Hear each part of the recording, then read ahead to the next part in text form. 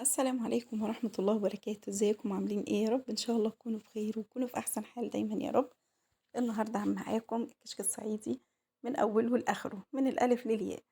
هنعمل كل حاجة فيه. طبعا لو انت حابة تختصري الخطوات الاولى اللي انا هعملها دي هقول لكم عليها برضو في قلب الفيديو. ممكن تختصريها، بس انا بصراحة حبيت حاجتي تكون نظيفة وعاملاها في بيتي من اولها لاخرها وغسلاها ومنقياها وعارفاها معمولة ازاي من الاول للاخر عشان اكون باكل حاجتي وانا واثقة فيها. أنا طبعًا قبل ده كله خالص أنا جايبة إحنا بنقول عليه مش عارفة، في بلاد بتقول عليه لبن جميد تقريبًا. يا ريت برضه تقولوا لنا عشان أخواتنا برضه اللي مش عارفين اسمه يقولوا، هو بيبقى اللبن اللي هو الجامد ده خالص، إحنا بنقول عليه مش. فطبعًا كل بلد بتقول عليه اسم، فما أعرفش بقى أسماء يعني اسمه في بلدكم إيه. جِبته من ساعة الشتا اللي فاتت، حطيته عندي في الفريزر، فكنت عايزة أعمل القمح ده في شهر 7. المفروض إن هو يتعمل الكشك بيتعمل في شهر 7، بيكون الحر جامد أوي والشمس حامية بيخلّيه ينشف معاكِ بسرعة. ما كانش عندي وقت عشان الثانوية العامة، أنتم عارفين كان بنتي في ثانوية وبعديها خلّصت ورق وحاجات كانت بتقدّمها، فأنا اللي كنت باروح معاها. كل ده أخّرني يعني إن أعمله بدري. فطبعًا أنا عملت جِبت القمح غسلته نقّيته كويس الأول خالص من أي تراب فيه، من أي طينة، أي حاجة فيه مش كويسة نقّيتها. وبعد كده باغسله وغربلته كده الأول عشان لو في أي قش والّا حاجة برضه بيطلع معايا، بس طبعًا مش كل القش هيطلع. وأنا باغسله بقى كده القش بيعوم على الوش كده، يعني باحط له مَيّة كتير، فالقش بيطلع كده فوق الوش. باروح كده مصفياه. أنا طبعًا بافضل أغسله، يعني القمح بياخد كمية مَيّة كتيرة جدًا. بتغسليه وبعد كده باجيب مصفى، أصفّيه من المَيّة دي وأحطه في حلة تانية، وأكُب المَيّة وأحط له مَيّة تاني وأشتغل نفس اللي أنا باعمله كده كذا مرّة لحد ما بالاقي لون المَيّة معايا صافي. باحطه بقى في مَيّة نضيفة وأسيبه لتاني يوم. يعني مثلًا النهارده مثلًا الصبح أنا عملت كل الخطوات دي وحطيته في مَيّة نضيفة لتاني يوم الصبح. بس لو حسيتِ إن المَيّة هتغيّر معاكِ أو هتعمل ريحة وحشة، غيّري المَيّة وحطي لها مَيّة نضيفة تانية، عشان طبعًا عارفين في الصيف ريحة المَيّة يعني الحاجة اللي زي دي ريحتها بتقلب بسرعة. مقطع بقى اتقطع مني أو مش لاقياه، لإن طبعًا الفيديو ده خد معايا حوالي شهر تصوير.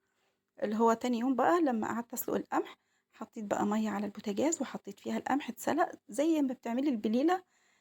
بتفضلي تسلقيه لحد ما بيتفتح معاكِ. طبعًا أنا نقعته في مَيّة قبلها بيوم عشان ما ياخدش سِوَى كتير على البوتاجاز.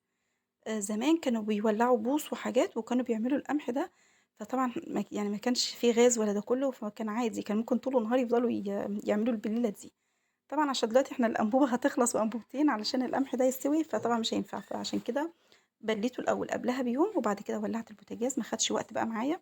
وأول بقى طبعًا ما باخرّجه أول ما تلاقيه فتّح كده معايا، باخرّجه واغسله. لازمًا أغسله علشان ما يعجنش معايا كده في قلب بعضه. أغسله وأفرده على صواني وبعد كده أطلّعه فوق في الشمس. كده أنا طلّعته فوق على السطح كده، فردته على الصواني أو عندي شكاير بتاعة دقيق وحاجات فردت عليها وطلّعته كده فوق في الشمس لحد ما ينشف معايا خالص. حبّاية القمح تكون ناشفة معايا جدًا. شايفين أنا كل يوم بقى يعني الصبح أطلع أقلّبه وبالليل باطلع أقلّبه تاني، كده على طول عشان ما يعفّنش من مكان. لو سِبتيه كده لحد ما ينشف هيعفّن من تحت، فلازمًا تقلّبيه على طول.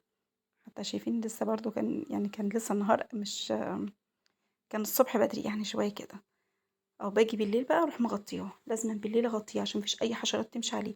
وفي النهار برضه أنا أكتر الأوقات باغطّيه، بس لمّا بالاقي الشمس حامية أوي بابقى عارفة إن ما فيش أي حشرات بتيجي في الوقت ده، فعادي باروح شايلة المفارش اللي أنا حاطاها دي باشيلها من عليه عشان الشمس تنزل عليه جامد وينشف معايا بسرعة. بس لو وقت مثلًا زي بعد العصر كده، لأ باطلع أغطيه على طول، علشان عارفة إن في الوقت ده ممكن أي حشرات بقى خلاص الجو بدأ كان يهدى شوية، ممكن أي حشرات تكون معدية. جيراننا عندهم فراخ والجيران التانية عندهم حمام، فممكن ييجوا ياكلوا الحاجات دي كلها، فكنت طبعًا باحرص على الحاجة وآخد بالي منها شوية. كده قلّبته وهنا هاغطيه. في الوقت ده كنا بالليل. غطيته بقى بالمفارش بتاعتي باغطيه كله. وطبعًا بافضل أدخّل المفرش كده تحت الصواني علشان طبعًا ما فيش أي هوا ييجي ويطيّرها. هنا باوريكم إن الجو كان بالليل خالص أهو. غطيته بقى وسِبته وتاني يوم باعمل نفس الشكل لحد ما ينشف معايا خالص. أنا باقول لكم والله الفيديو ده أنا سرّعته بطريقة علشان بس ما ياخدش وقت كتير وتزهقوا منه. كده بقى بعد ما نشف خالص قعد حوالي 3 أيام كده على السطح. بعد ما نشف أدي شكله أهو. ده محمد كده اللي باوريه لكم، ده شكله. هاخده بقى أوديه عند الست اللي هي بتدِش الحاجات دي تدِشه. مش تطحنه، هي بتدشه بس عشان يكون خشن كده شوية، تقول لها أنا عايزاه للكشك. طبعًا أنتِ لحد الخطوة دي أنتِ ممكن تستغني عنها وتشتريه كده من عند العطار، تقولي له أنا عايزة قمح بتاع كشك، هيديه لِك كده هو معمول كل حاجة ومدشوش. بس زي ما قُلت لكم أنا حبيت أعمل حاجتي من أولها لآخرها عشان غسلاها ومنضفاها وعارفة أنا باعملها إزاي. بعد بقى ما دشيته وده الشكل بتاعه كده، باخده بقى أنخله كده. منخل بقى تنخلي بيه، دي كانت مصفى بس رفيّعة جدًا، يعني زي المنخل كده، بانخله كده منخل يعني بيبقى زي المنخل السلك كده بيبقى يعني فتحات واسعة شوية بس مش أوي. بينزّل بقى الحاجات الرفيّعة دي أنا مش محتاجاها، وأحط بقى اللي أنا محتاجاه في قلب الحلة دي، وهنا باسخّن معايا مَيّة والمَيّة مملحة، المَيّة دي اللي أنا هاحطها على القمح، لازمًا تملّحيها تدوقيها كده تلاقيها لأ حايقة كده شوية أكتر يعني من الحياء بتاع الشوربة. لا حادقة كده شوية علشان يطلع الكشك معاكِ طعمه حلو. قلّبت كده في الملح وبادوقه برضه أشوفه محتاج ملح تاني والّا لأ. وهنا بقى حطيته وهو لسه بيغلي، حطيته كده على القمح اللي أنا دشيته، حطيت كده المَيّة عليه وأقلّبه كده، هو لسه محتاج مَيّة تاني، لازمًا المَيّة تكون مغطياه حوالي قيرتين، طبعًا لإن أنا حطيت المَيّة على مرتين، فطبعًا كان شرب المَيّة اللي أنا حطيتها الأول، فعشان كده ما غطيتوش قيرتين ولا حاجة. دُقت الملح بتاعه كده في قلب القمح لقيته لسه محتاج ملح تاني، حطيت له شوية ملح كده وقلّبته.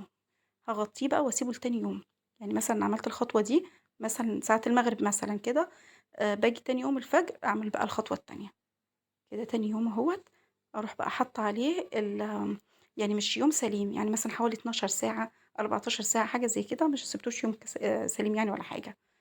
هنا بقى ده المِش، ما أعرفش أنتم بتقولوا عليه إيه، ده طبعًا هو مش بالاقيه في الصيف، لإن في الصيف طبعًا بتكون المواشي ما فيش أصلًا ما عندهمش لبن أو كده، الناس اللي عندهم مواشي وكده بيبقى ما عندهمش لبن في الوقت ده، فما بيبقاش في مِش، فأنا باشتري المِش ده من الشتا، والمفروض إن البتاع الكشك بيتعمل في شهر 7 بيكون الجو حَر جدًا، ينشف معاكِ بسرعة ما ياخدش معاكِ وقت، زي ما قُلت لكم ما كانش في وقت فعملته بقى وخلاص في الفترة ديّة.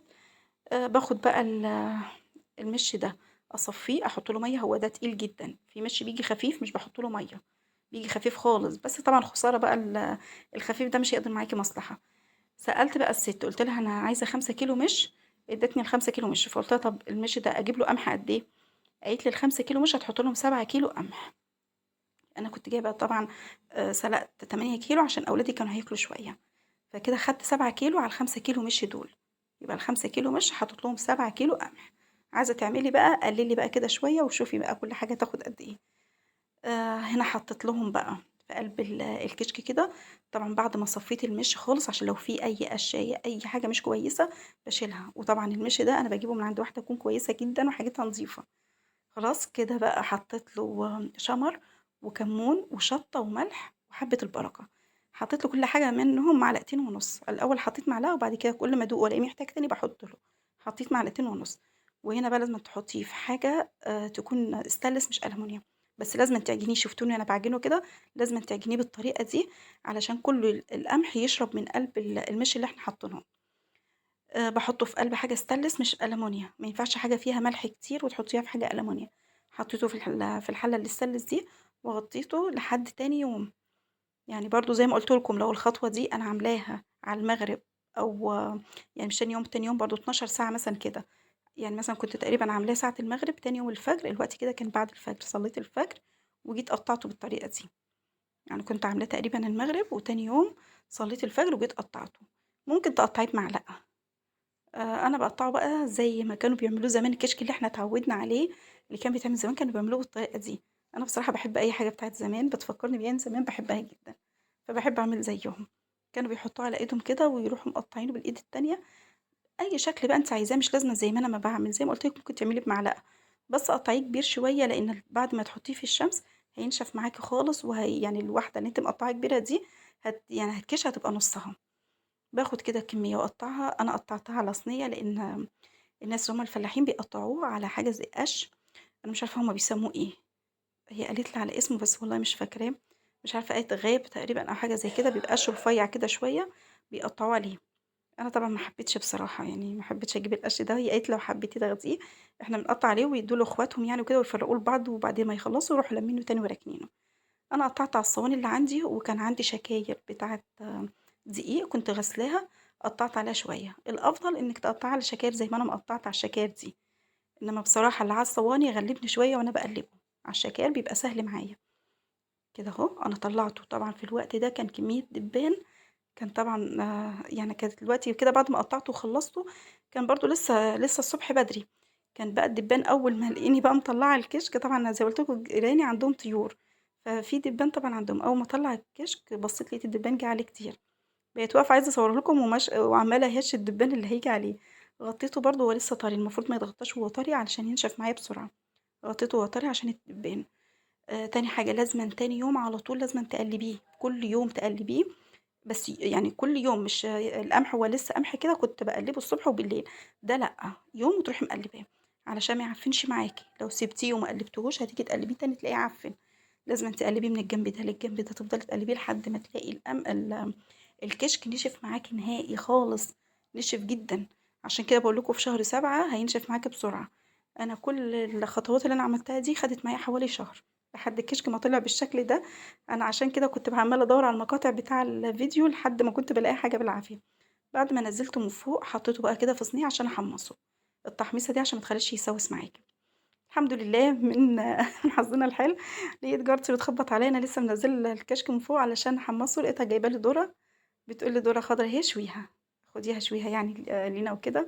فكنا لسه هنفطر، فقُلت بقى بالمرّة هاشوي الذرة وبعدين أحط بقى الكشك بتاعي.